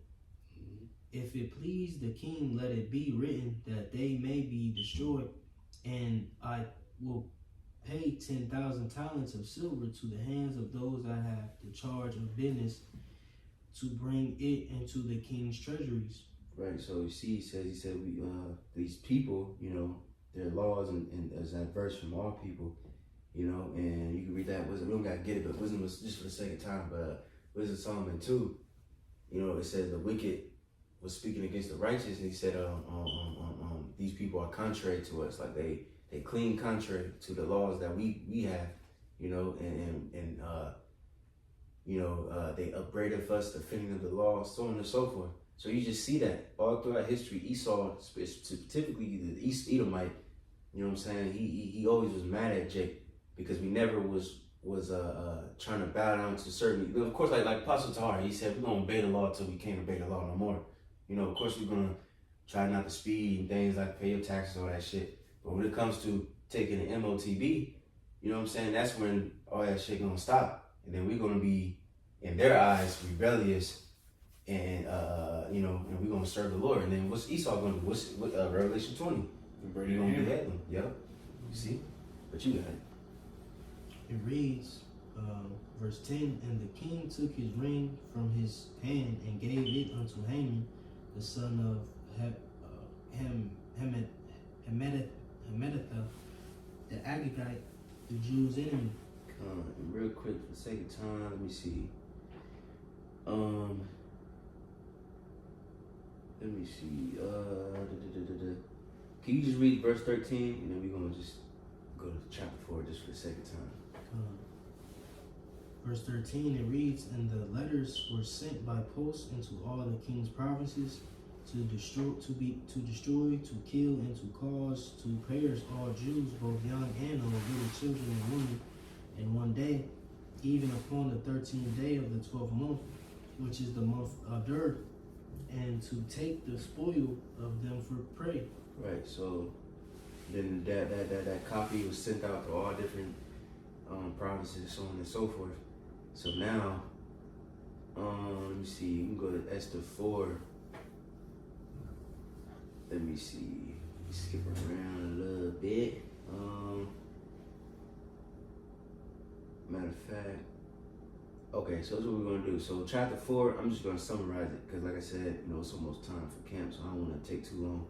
But pretty much Mordecai, he heard the news, he was mourning, and then Esther, and eventually it got to Esther, and then Mordecai pretty much told her to go to the king and plead for his people, pretty much.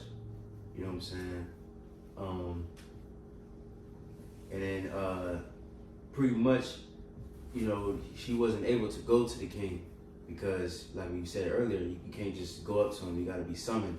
So now, Lord willing, let's go to the editions of Esther. Because, and for a fun fact too, a lot of people too, they got a problem with the book of Esther because the book of Esther there's nowhere where it's mentioned God, you know what I'm saying? But in the editions of Esther, So, obviously still the scriptures, but if you go to editions to Esther, let me see, 13. So for y'all, what would that be? 4. Can you go to 4 and then can you start at 8? Just real quick. This is Mordecai. So when he heard the news, this is what his prayer was. You know what I'm saying? But you got it. This in the verse 4 or 13 for some. Then Mordecai thought upon all the works of Yahweh and made his prayer unto him, saying, O Yahweh, Yahweh, the King Almighty, for the whole world is in thy power. And if thou hast appointed to save Israel, there is no man that can gainsay thee. For thou hast made heaven and earth, and all the wondrous things under the heaven. Thou art Yahweh, for Lord of all things, and there is no man that can resist thee, which art the Lord. Thou knowest all things, and thou knowest Yahweh, that it was neither in contempt nor pride, nor for any desire of glory, that I did not bow down to proud Ammon or Haman. This is why I could have been content with good will for the salvation of Israel, to kiss the soles of his feet. Right. So in other words, he could have been like, well, let me kiss the soles of his feet just so we won't be destroyed. Yeah. But he was like, hell no, I'm gonna serve the Lord. But you got it. Right. That's in our law. Bow down to, because he's like looking out like a god and all that shit. Right. It says, but I did this that I might not prefer the glory of man above the glory of the Most High. Neither will I worship any but thee, O Yahweh. Neither will I do it in pride. But then the nations will look at us like, no, you being proudful. You know what I mean? But this is the reason though. It's actually humble and serving the Most High. It's like who was that, Daniel? Them servants conspired against him.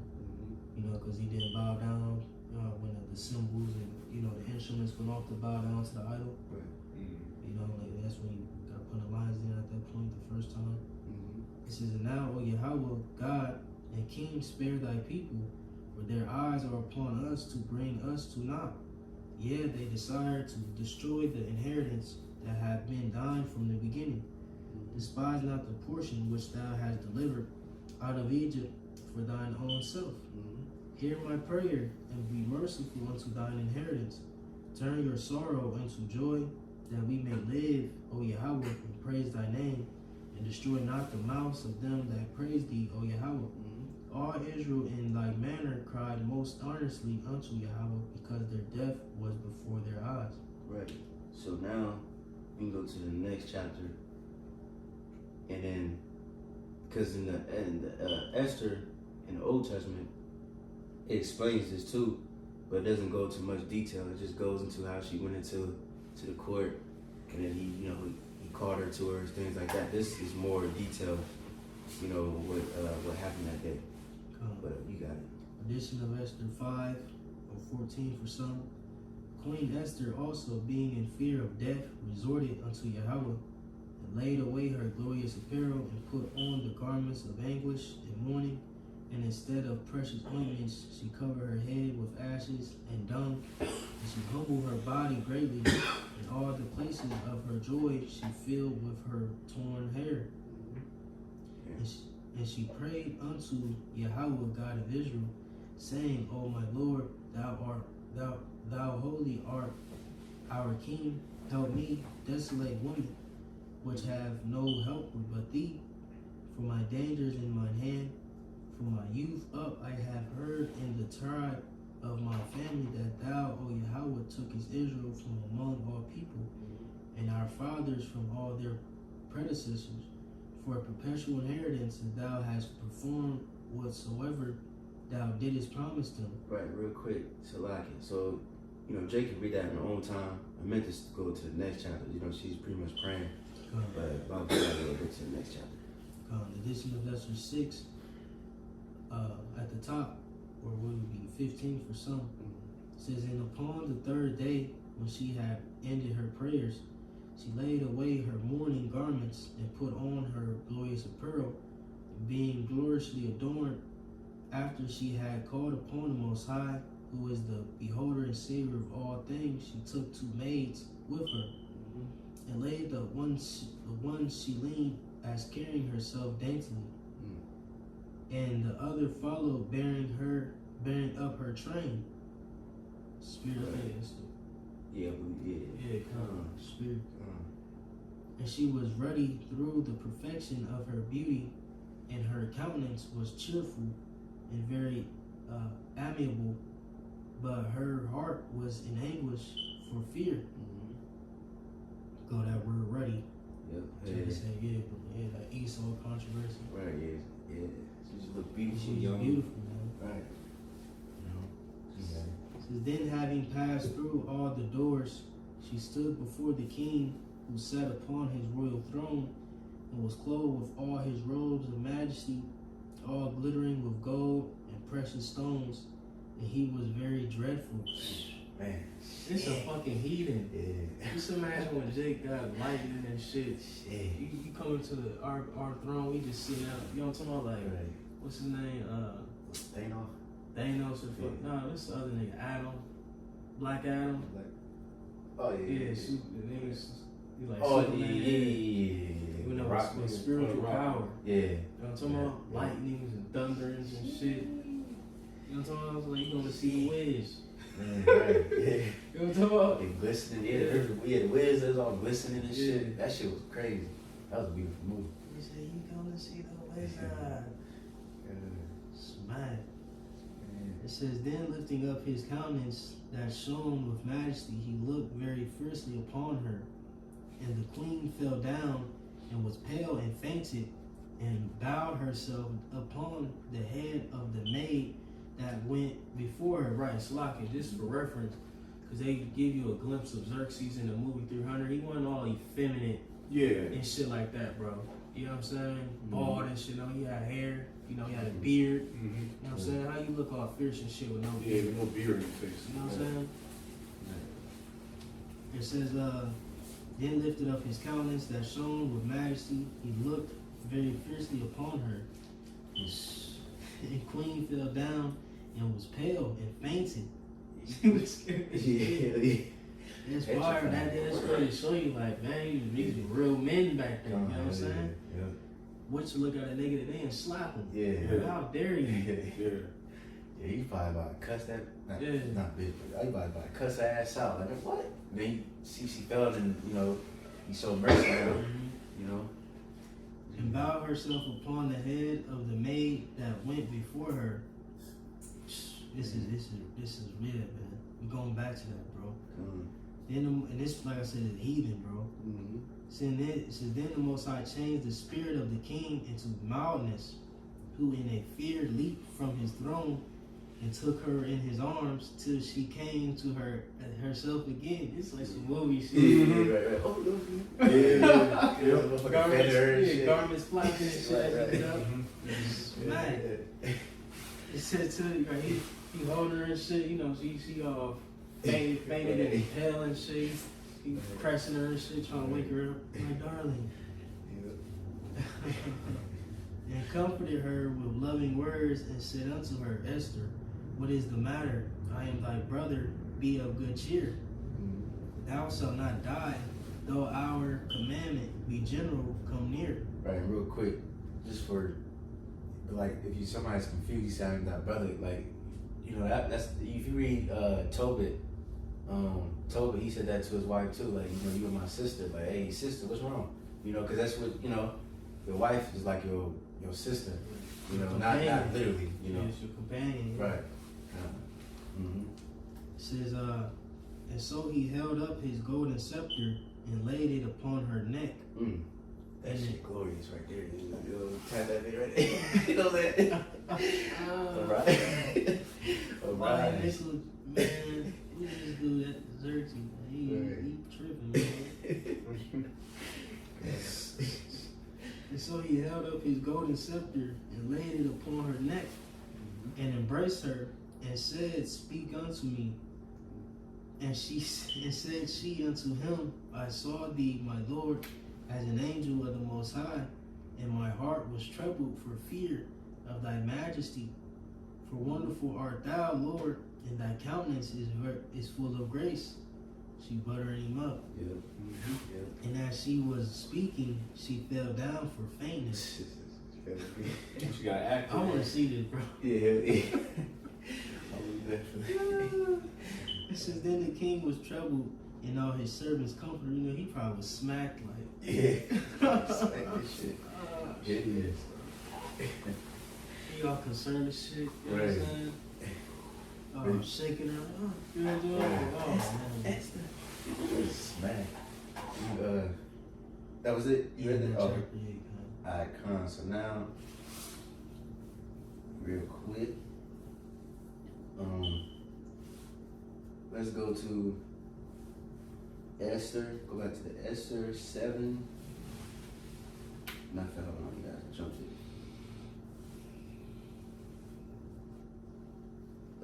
Slovakia.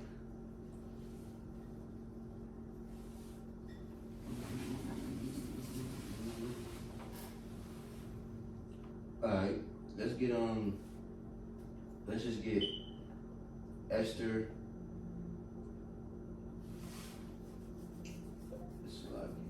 5, and then you can do 8. This is after that event. You know what I'm saying?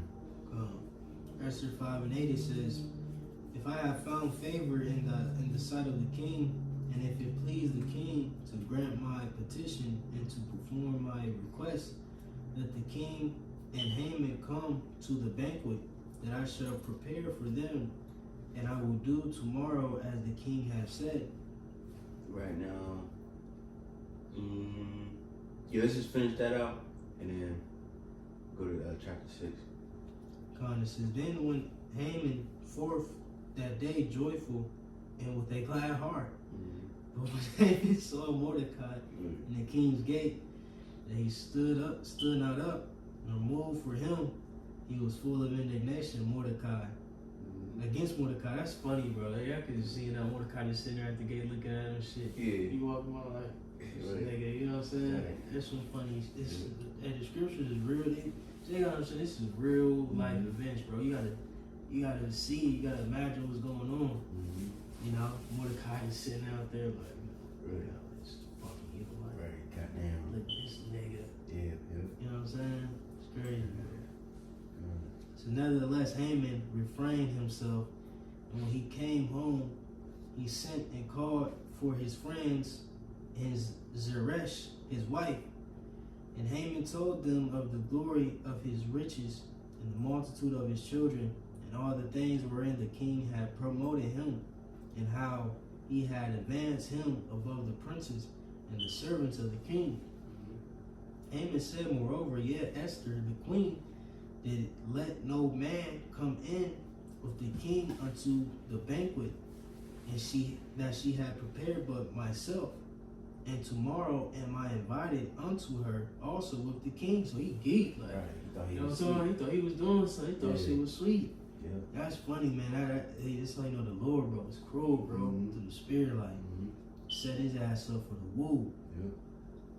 It says, yet all this availed me nothing so long as I see Mordecai, the Jew, sitting at the king's gate. Right, so he's still hating on Jake. You know what I mean? You can't even if he was gonna get rewarded or whatever, you can't just enjoy your moment. Right. He's still worried about one little Jew, one poor Jew. You know? He feeling himself about what's going on with them, but it's still like that's that perpetual hatred, man. Ezekiel 35. It says, then says Zeresh his wife and all his friends unto him, let a gallows be made of 50 cubits high, and tomorrow speak thou unto the king that Mordecai may be hanged thereon. Then go thou and merrily with the king unto the banquet. And the thing pleased Haman, and he caused the gallows to be made. Right. So see, now they about to get set up. You see, now she wife talking, now he talking in his ear, now he get even more proud, you know what I'm saying? But now the Lord about to do a switcheroo on him and have it the other way. So now we can just get Esther 6, and you can skip down to 5 or 6. It's Esther 6 and 6 reads, so Haman came in, and the king Oh yeah, said, real quick, so like just to what's it called, to summarize it, read 6 and 1. Pretty much the king couldn't sleep, so he had his servants look through the records, and then they found that Mordecai was the one that found those two dudes that tried to assassinate him. So then now he calling Haman back, because Haman was the only one in the court at that time, and he was going to ask him like, what should be the reward? And this dumbass nigga thought he was talking about him, but the reward's gonna go to Mordecai. But you got it. Jumping back, Esther 6:6 says, so Haman came in, and the king said unto him, what shall be done unto the man whom the king delighteth to honor? Now Haman thought in his heart, to whom would the king delight to do honor more than to myself? And Haman answered the king, for the man whom the king delighteth to honor, let the royal apparel be brought which the king useth to wear, and the horse that the king rideth upon, and the crown royal which is set upon his head. Right, you can just imagine, because this was a so-called you know who. So you know how they get all talk about money, you know how they get the hunchback and they start shaking their hand, rubbing their hands together. He probably was, and he probably was like that when he was talking about this, but you got it. It reads, let this apparel and horse be delivered to the hand of one of the king's most noble princes, that they may array the man withal whom the king delighteth to honor, and bring him on horseback through the street of the city, and proclaim before him, thus shall it be done to the man whom the king delighteth to honor. Then the king said to Haman, make haste and take the apparel and the horse, as thou hast said, and do even to Mordecai the Jew that sitteth at the king's gate. Let nothing fail of all that thou hast spoken. Right, sorry, hurt. Then took Haman the apparel and the horse, and arrayed Mordecai, and brought him on horseback through the street of the city, proclaimed before him, thus shall it be done unto the man whom the king delighteth to honor. And Mordecai came again to the king's gate, but Haman hasted to his house mourning, and having his head covered. And Haman, you got it. And Haman told Zeresh his wife and all his friends everything that had befallen him. Then said his wise men and Zeresh his wife unto him, if Mordecai be of the seed of the Jews, before whom thou hast begun to fall, thou shalt not prevail against him, but shall surely fall before him. And while there were yet taken with him, came the king's chamberlains, and hasted to bring Haman into the banquet that Esther had prepared. Right, so now we go to Esther 7. And let's get to the point. We can go to 6, because pretty much at the banquet, the king asked her, Esther, what do you desire, things like that. You know what I'm saying? And this is her answer. Now she about to set up Haman. You got it. Esther 7 and 6, it says, and Esther said, the adversary, the enemy is this wicked Haman. He probably looked up, smacked. Right. Yeah. Then Haman was afraid before the king. And the queen, Esau get that salty face. Yeah. Hideous. And the king, arising from the banquet of wine in his wrath, went into the palace garden, and Haman stood up to make requests for his life to Esther the queen. For he saw that there was evil determined against him by the king. Then the king returned out of the palace garden into the palace, to the place of the banquet of wine, and Haman was fallen upon the bed whereon Esther was. Then said the king, will he force the queen also before me in the house? As a word went out of the king's mouth, they covered Haman's face. Right. And man, threw that bag over his head. Mm-hmm. It says, keep going. Is that it? The last verse? Nah. Oh, come on, you keep going. It says, and Harbana, one of the chamberlains, said before the king, behold also the gallows 50 cubits high, which Haman had made for Mordecai, who had spoken good for the king, standeth in the house of Haman. Then the king said, hang him thereon. Right, like you said, was speaking good for the king. He remembered, what I'm saying, when Mordecai left that tip. Right. So they hang Haman on the gallows that he had prepared for Mordecai. Then was the king's wrath pacified. Right, so see, now, what's that scripture that, you don't gotta get it, but, if you dig if you dig a hole for somebody, you will fall into it. Mm-hmm. Haman fell by his own plan. You know what I'm saying? And the Lord promoted Mordecai. Alright, so now, pretty much, because like I said, it's getting that time. Well, what chapter? You chapter 7, right? Well, chapter 8 now. Okay, con. So, I'm pretty much gonna, what's it called? Summarize some of it.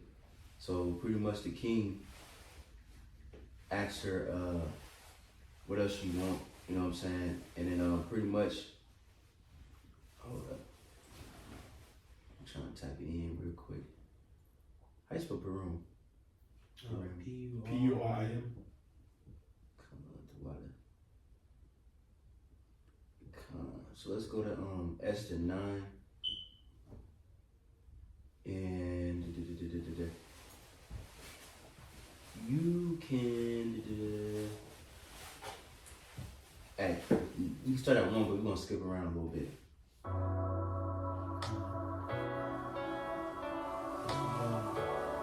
Esther 9:1, it says, now in the 12th month, that is the month of Adar, on the 13th day of the same, when the king's commandment and his decree drew near to be put in execution, in the day that the enemies of the Jews hoped to have power over them, though it was turned to the contrary, that the Jews had made rule over them that hated them. Right, and real quick, going back into that vision that Mordecai had in addition of Esther. Yep. And real quick, I forgot, I'm gonna read one more point, Esther 8 and 11. It says, wherein the king granted the Jews which were in every city to gather themselves together and to stand for their life, to destroy, to slay, and to cause to perish all the power of the people and prophets that would assault them, both little ones and women, and to take the spoil of them for a prey. Right, so he gave us a command that we can defend ourselves. And in that day, we destroyed a lot of heathen. You know what I'm saying? I want to skip a lot of this. You can read it on your own time. But we can skip down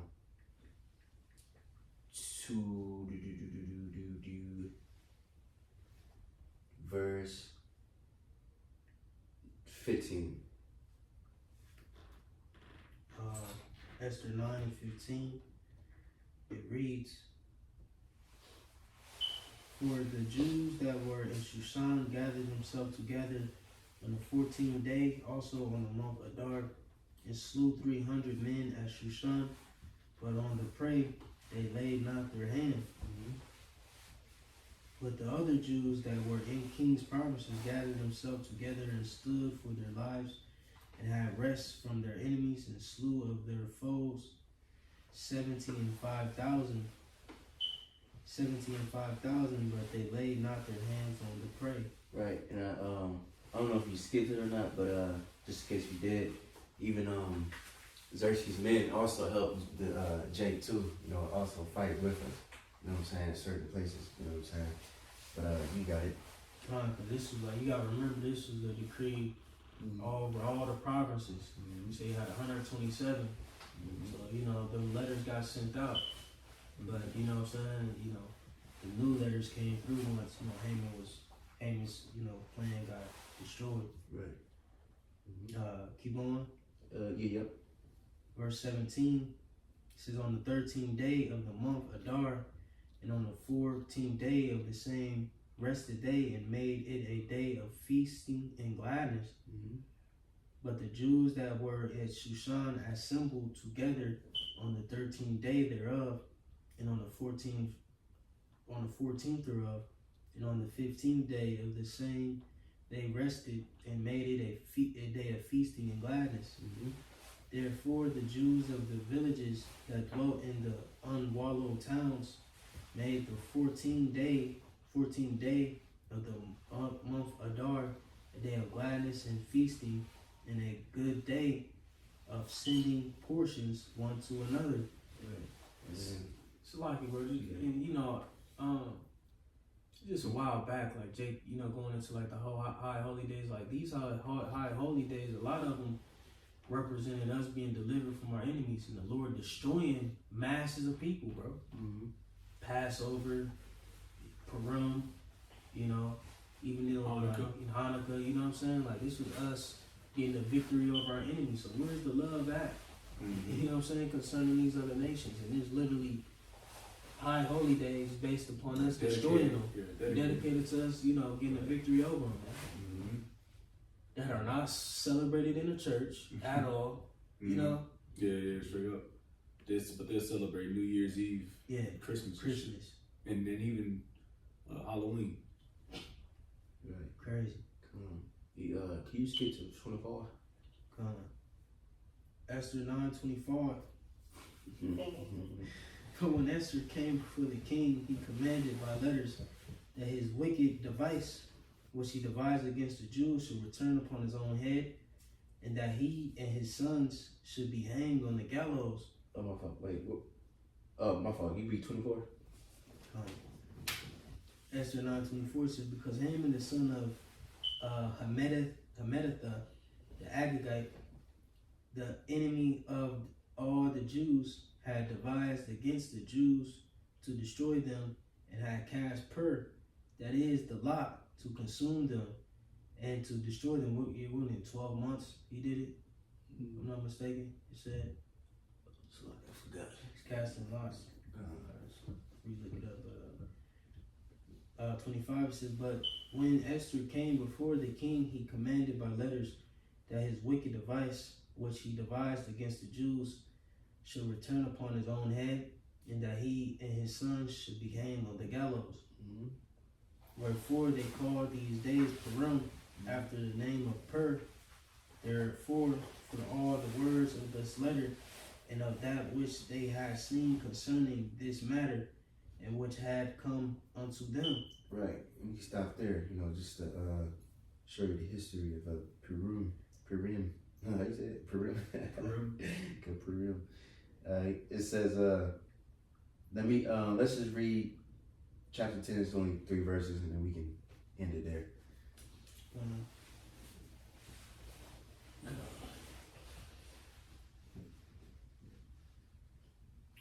It says, and the king Ahasuerus laid a tribute upon the land, upon the isles of the sea, and all the acts of his power and of his might, and the declaration of the greatness of Mordecai, whereunto the king advanced him. Are they not written in the book of Chronicles of the kings of Media and Persia.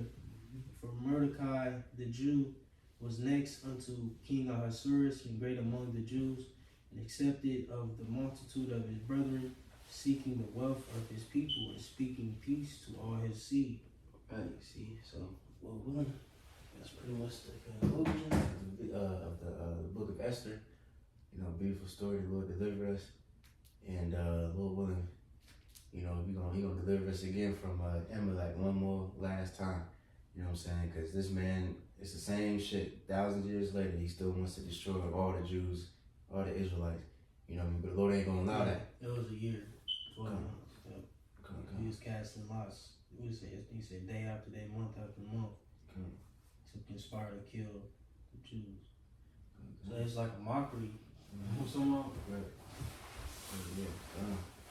So yeah, Lord willing, hopefully that was edifying. We give all praise and glory to our Thanks to Pastor GMS Col. Shalom to the faithful men, those who continue to the Lord. Our Lord, say shalom. Shalom.